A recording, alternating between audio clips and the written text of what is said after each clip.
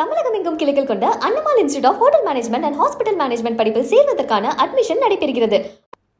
Online பட்டாசு விற்பனையை முற்றிலுமாக தடை செய்ய மத்திய மாநில அரசுகள் நடவடிக்கை எடுக்க வேண்டும் என தமிழ்நாடு பட்டாசு வணிகர்கள் கூட்டமைப்பு தலைவர் ராஜா சந்திரசேகர் வலியுறுத்தியுள்ளார்.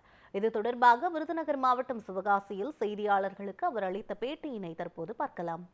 ஜட்ஜ்மெண்ட்ல சொல்லியிருக்க ஆன்லைன் பட்டாசு ஏற்கனவே உச்சநீதிமன்றம் தடை செஞ்சிருக்கு. அதை கண்டிப்பாக பின்பற்றணும்.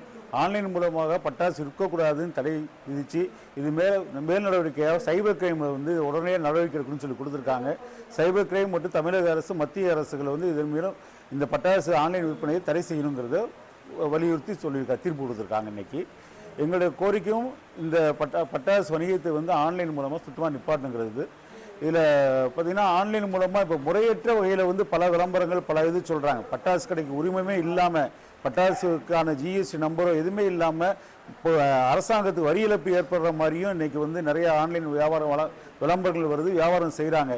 அது முற்றிலுமாக தடை செய்யணும். இது உச்சநீதிமன்றத்தோட ஆணையை எல்லாரும் கடைபிடித்து தமிழ்நாடு சைபர் கிரைம் போலீஸார் உடனடி நடவடிக்கைங்கிறது எங்கள் கோரிக்கையாக நாங்கள் தெரிவிக்கிறோம்.